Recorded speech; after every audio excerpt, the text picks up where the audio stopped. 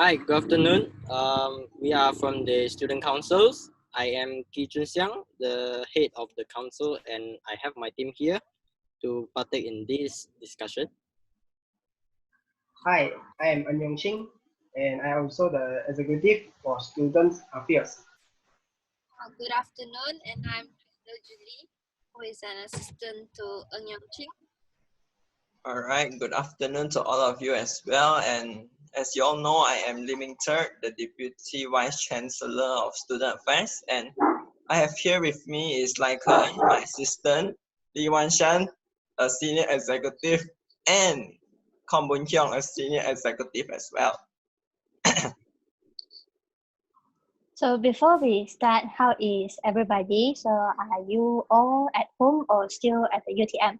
Hope you all are safe and sound as the COVID-19 will be around for some time. Yes, we are well, and we are at our respective homes. Thank you for your asking. So let's get started. We understand the situation that the students are facing as we received the statement from the student council regarding the dental service. Am I right? Yes, we have taken to notice the administration of UTM decided to employ more dentists and dental nurses and will charge the student for using the services.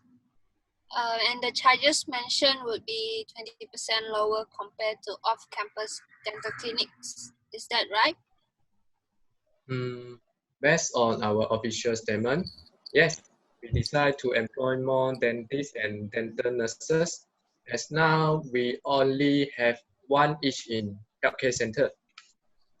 And yeah, for the charges stated above is correct as well, where we will charge a 20% lower as based on our data. Off-campus dental clinics charges 50 to 100 ringgit for scaling. However, after the implementation of this new policy, we would charge the students at around 40 to 80 ringgit depending on the condition of the patient. Okay, we understand as well.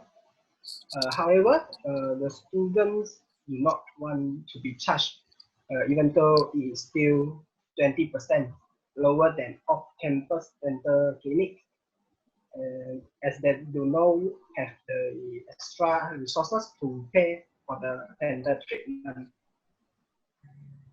Even though there are off-campus government clinics that offer a more cheaper prices, but the students are not able to get there due to transportation problems.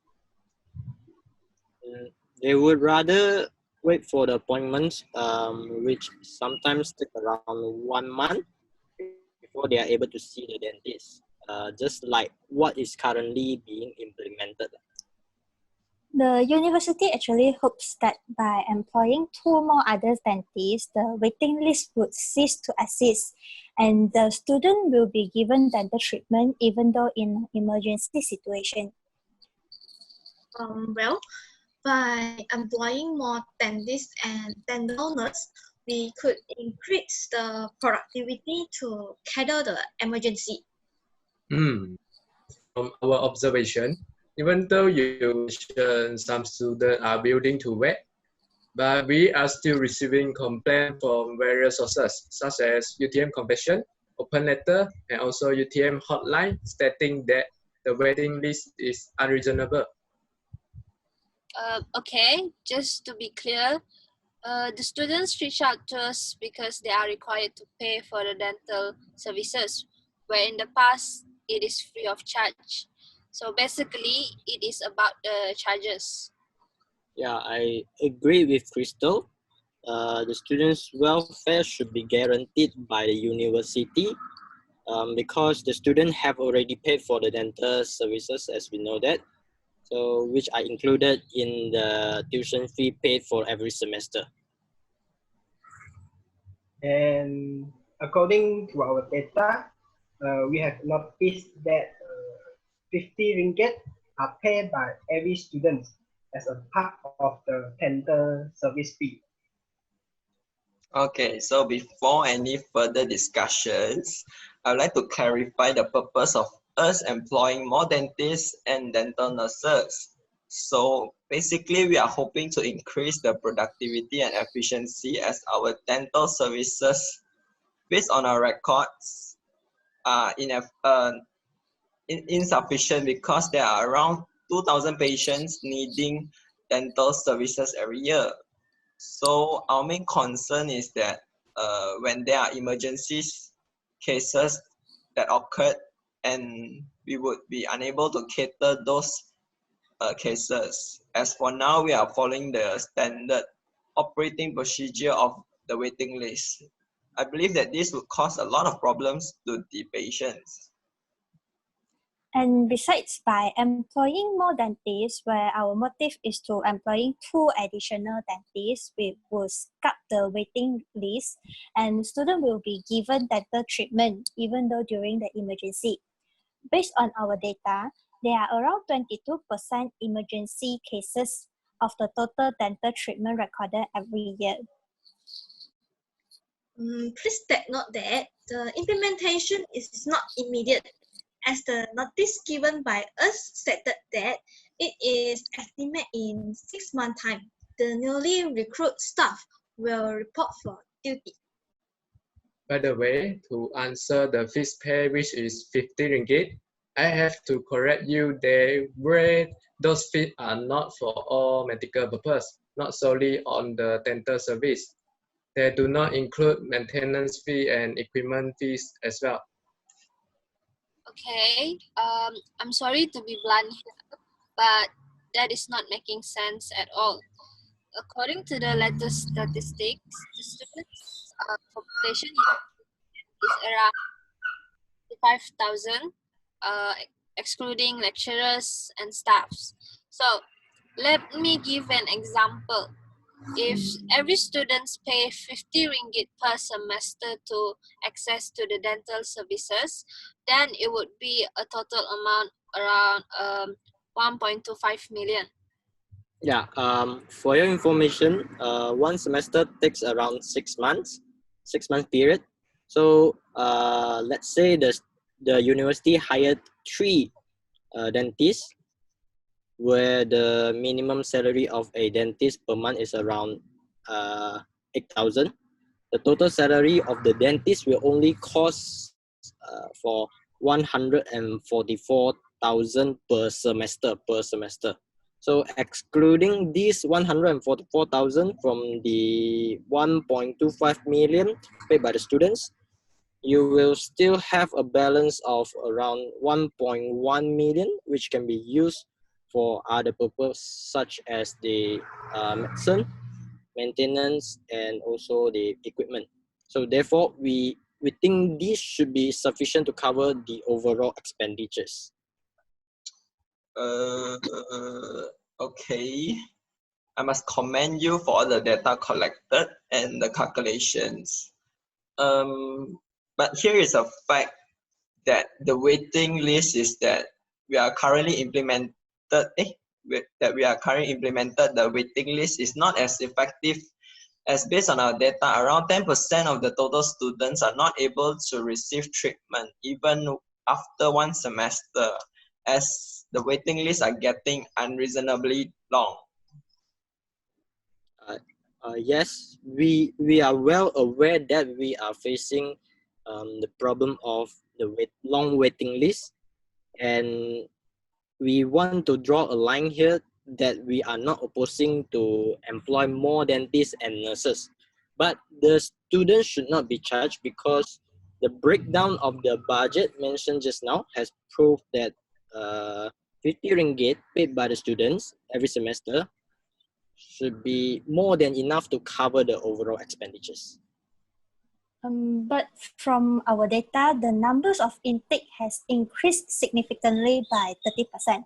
So UTM have the plan to expand and enhance our dental service to provide best dental service for our beloved students. True, but I do not see that be a problem. because the increased number of students are actually beneficial to us. This is because the more number of intake students, the more revenue we will gain to cover the essential. I know that your calculation are solely based on the figure displayed. Nevertheless, do you know that most of the fee are subsidized by the government? Therefore, there are actually many extra charge that the student cannot see. The fee pay are only around 10% of the actual amount. Okay, I would like to let you all know that not only students are using the dental service, but outsiders are also utilizing those services. By employing more dentists and dental nurses, we can cater more people. And again, I want to highlight that the students should be prioritized as UTM has planned, right, to improve the dental services for our beloved students. All right. I believe we should focus more on the issue rather than comparing the things. For example, if we commit to increase the employment, how could UTM will promise that the waiting list will be shortened? So as for now, based on our figures, we believe that by employing two more dentists and dental nurses, we are able to seize the waiting list for good, where the students are able to walk in, take a number and wait for their turn, unlike the past where they need to wait for months to get a treatment. Okay, let's say if we agreed to increase the dentists and the numbers of dentists and nurses, how would you be able to cater those under the waiting list and also the emergency patients at the same time? According to our plan, there would be one dentist that would always be ready for cater any emergency patient, where where the two others will be proceed to catering the normal routine patient. So it's total of 3 dentists. Okay, well, now we have a proposal, which we hope that can make this work for everyone. Let me get this clear.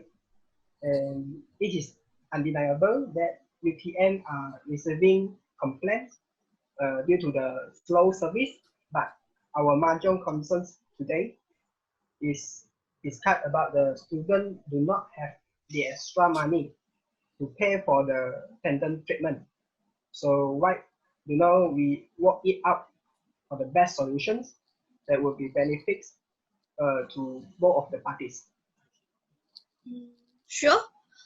What's the ideas? Why not the additional dentist and nurse only work during the weekend, where weekdays remain as usual? This is because during the weekdays, students are basically busy with their schedule, where they may have a class or seminar to attend, or even a group assignment to discuss, where a majority of them will go for the attendance service, and hence one dentist and one nurse is actually enough to assist the student for treatment. Yeah, I agree with Yong because on the other hand, the clinic may be occupied by the student on weekend as they are free on the rest day. Thus, the number of the dentists and nurse should be increased during the weekend to solve the problem of long waiting lists. Basically, according to our standard operating procedures, the dental service are not only provided to the student, on weekdays and to the outsider on weekend. Therefore, I believe this idea could not be utilized.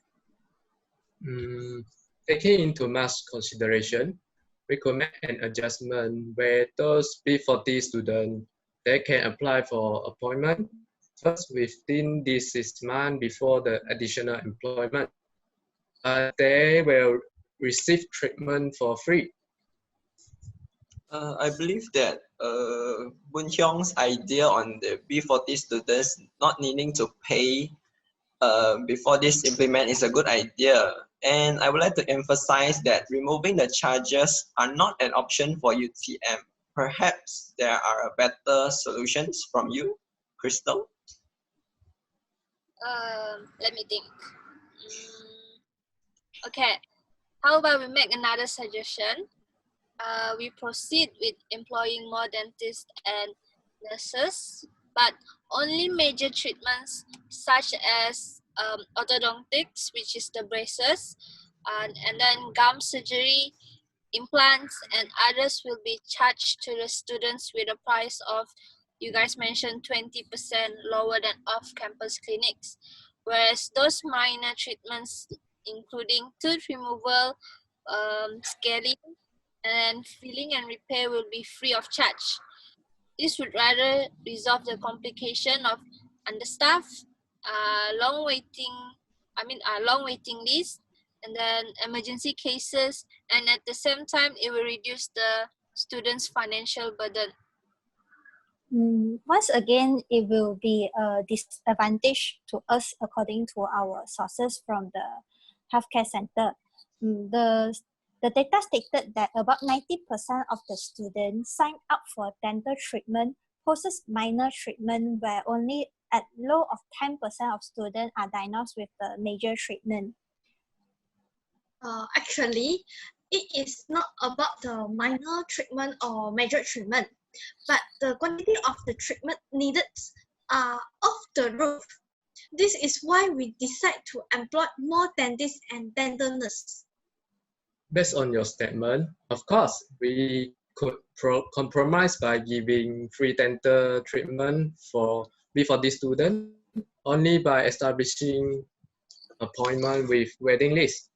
However, the other student would require to paying the charges which are 20% lower than off-campus clinic with no waiting list.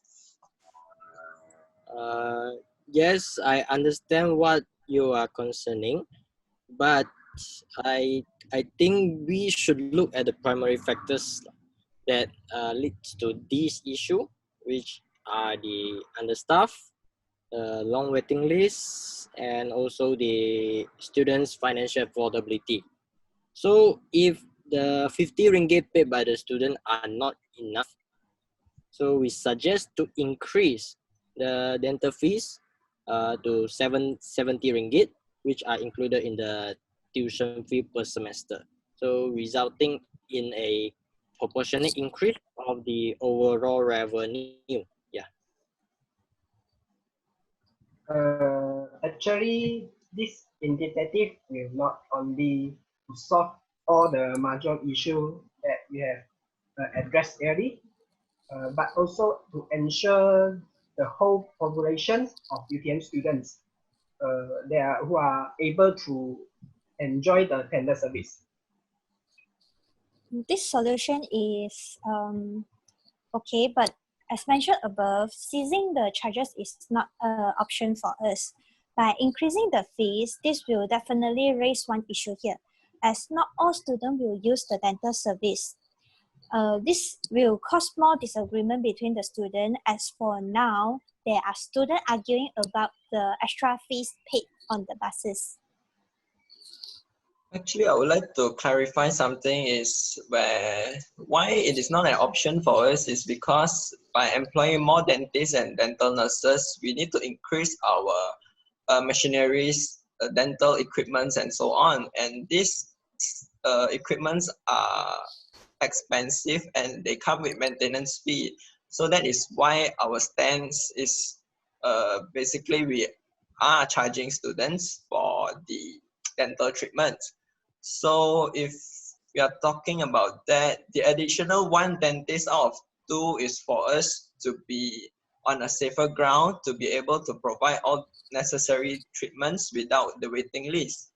we could employ one dentist and we charge 50% cheaper. However, this depends on the situation, as if there are more outsiders utilizing those services, as we all know that they are paying higher as they are not students. So the revenue could be used to subsidize the student charges, and this would lead we could charge the students even cheaper. And I believe that this is a very positive things that we can look on, as with more dentists, there will be more patients. So with that, we could not fully promise that the student will get their treatment on time. And there might be an occurrence where the waiting list would be up again. So I want to mention, we are only implying that there might be a 10% to 20% chances of the listing being broken, even though if it is implemented back, then it will surely be way shorter compared to the current ones. So what do you all think? Is this a fair way to resolve our problem? In my view, I think we can both agree on that. Yeah, looks promising. Yeah, if both of them agree, I agree. All right, so let's go through the main point again, where the new policy of UTN would be employ one additional dentist and dental nurses with a charges of 50% cheaper than off-campus clinic. And for now, there is a high possibility that it will be cheaper in the future, but free treatment would be provided to B40 students, where they would be required to register for the waiting list.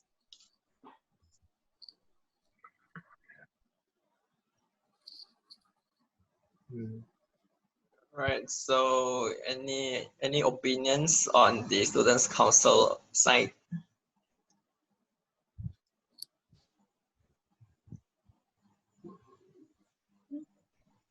Opinion or question? Okay, I mean, just confirmation. Yeah. Example, I'm B40 student. So Yeah. in the future, I will register as a waiting list patient. So I will get free or 50% off. You will receive a free treatment, and you need to register is because you will be put under the waiting list, and when there is vacancy, you will receive the treatment. Meaning you would not receive treatment when you just walk in, when you take a number and you will get a treatment. No, you need to make an appointment first before going to the clinic. Oh, okay. So meaning after these 6 months, and then I register for the appointment, it will be the 50% off the charges if I am the B40 students. After these 6 months, as you mentioned, Okay. 6 months.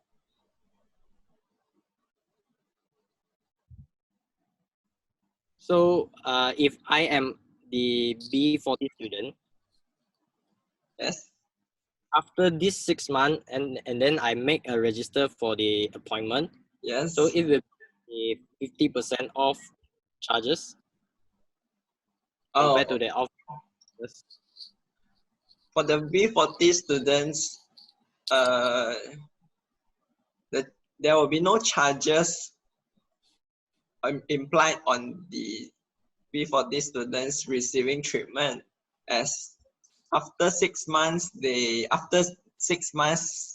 after the implementation, they will just need to register themselves for the waiting list.